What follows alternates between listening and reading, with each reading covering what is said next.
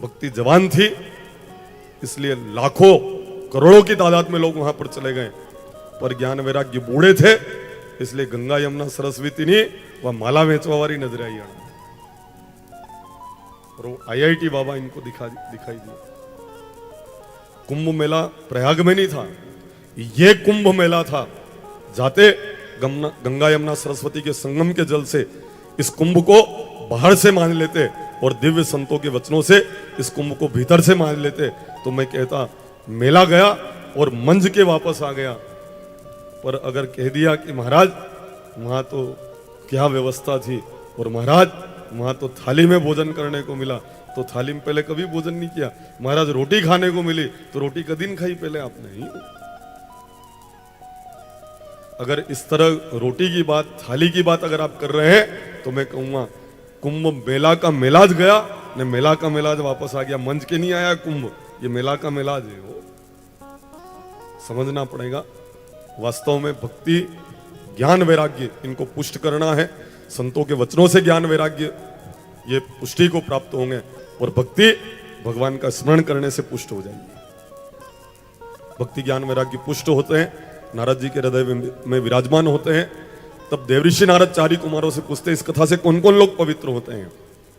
तब चारी कुमार देवऋषि नारद को संबोधन करके कहते हैं, देवऋषि नारद, एक एकम अक्षरम पुंसाम महापातक नाशनम महा।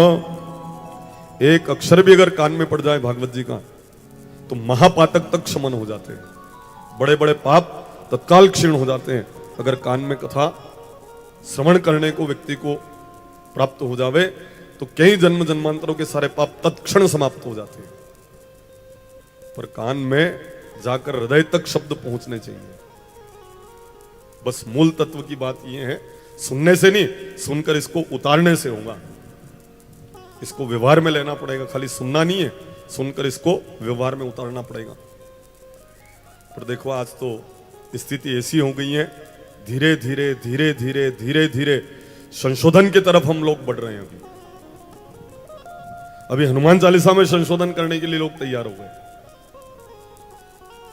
3 गलतियां बताई तुलसीदास जी महाराज की हनुमान चालीसा में।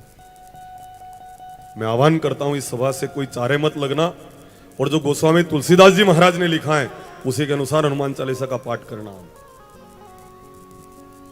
शंकर सुवन केसरी नंदन,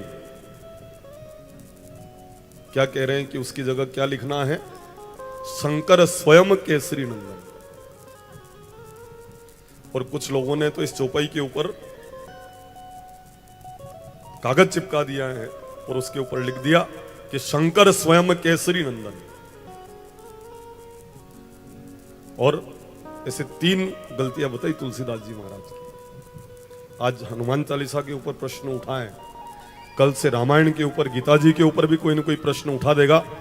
मैं सभी से आह्वान करता हूं कि गोस्वामी तुलसीदास जी महाराज ने जो लिखा है वही हनुमान चालीसा सत्य है।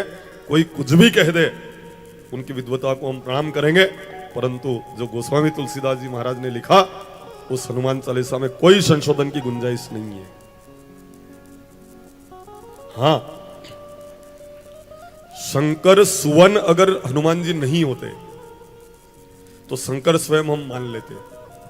वे शंकर जी के अवतार है, ये सत्य है, 11वें रुद्र है, परंतु वे शंकर सुवन भी हैं।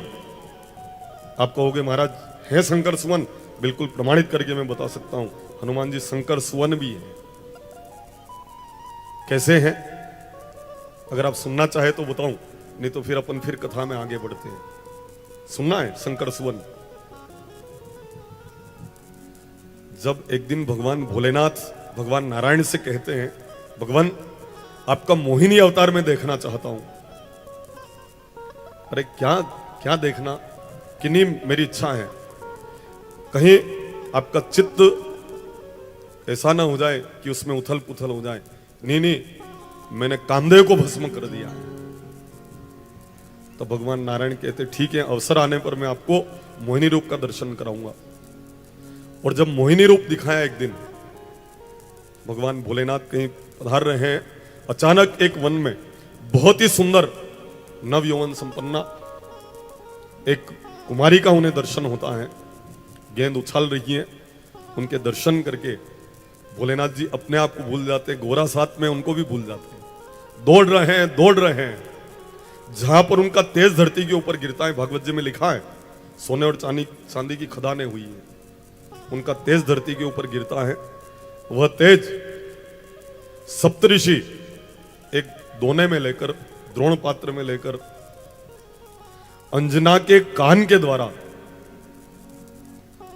द्वारा शरीर में प्रवेश करवाते हैं। अब आप विचार करो कि ये लीला क्या है। दोना काय का था और सप्तऋषि जैसे महामना अगर तेज को संग्रहित कर रहे हैं तो ये कैसे संभव है। आप समझना, ये तत्व की बात यह है कि द्रोण पात्र जो था वो भोजपत्र था। भोजपत्र में उस तेज को लिया और कान के द्वारा जो डाला जाता है वह ज्ञान ही हो सकता है, बाकी कान के द्वारा दूसरी कोई चीज नहीं डाली जा सकती, केवल ज्ञान ही डाला जा सकता है। तो ज्ञानी नाम अग्रगण्यम हनुमान जी क्यों हुए? इसलिए तो हुए क्योंकि भोलेनाथ के पास जो ज्ञान था वो कान की तरफ से मां अंजना के शरीर में प्रवेश करवाया गया है। और इसीलिए श्री हनुमान जी महाराज शंकर सुवन केसरी नंदन है। बात समझ में आ जाए तो आप समर्थन जरूर कर देना। हम तो चाहते हैं कि हनुमान चालीसा में कोई भी त्रुटि कोई अवगत न करवावे, है ही नहीं। सब पर राम तपस्वी राजा, उसकी जगह लिख रहे हैं क्या क्या, राम राज सिर ताजा। ये शब्द तो अच्छा नहीं लगता है हनुमान चालीसा में। सिर ताजा, ताज तो उर्दू संस्कृति में नाम आता है, ताज नहीं, अपने तो शंकर सुवन ही पढ़ना है। और एक और कौन सा बोला अभी, सदा रहो रघुपति के दासा, उसकी जगह क्या बोलना है अपने तो याद भी नहीं करना। और जो हनुमान चालीसा यथारूप में वही सही है और इसी से हनुमान जी अपना काम कर रहे हैं, तो दूसरा नाम कुछ अपने को बदलना नहीं है। आज हनुमान चालीसा में गलती निकाल रहे हैं, कल से राम रक्षा स्तोत्र में निकाल देंगे, फिर हो सकता है रामायण में कोई त्रुटि निकाल देगा, गीता जी में कोई त्रुटि निकाल देगा। तो हमको अपने ग्रंथों के ऊपर कोई प्रश्न चिन्ह न लगावे और हनुमान चालीसा यथारूप में हम पाठ करें, क्योंकि हनुमान जी अभी तक अपना सारा काम कर रहे हैं। कहीं पर भी गोस्वामी तुलसीदास जी महाराज की त्रुटि नहीं है। उन्होंने जो लिखा है वो सत्य है, वो शंकर सुवन है और शंकर स्वयं भी है। अगर सुवन नहीं होते तो स्वयं हम मान लेते, पर जब सुवन है तो फिर अपन सुवन ही मानेंगे। देखो आप कागज चिपका दिया, पाठ कर रहे हैं तो उसमें शंकर स्वयं केसरी नंदन यूं भी पाठ करने लग गए। उस लाइन को मिटा दिया है हनुमान चालीसा में। तो थोड़ा बुद्धि अपन भी रखें और कोई अपने अगर विचार रखें तो अपने को कभी भी भ्रमित होना नहीं है। और वो शंकर स्वयं है, तो कान की तरफ से आप भी इस ज्ञान को शरीर में प्रवेश करवावें। और यह ज्ञान अगर आपने प्रवेश करवा लिया कान के द्वारा, तो सारे पाप और सारे दोष आपके समाप्त हो जाएंगे।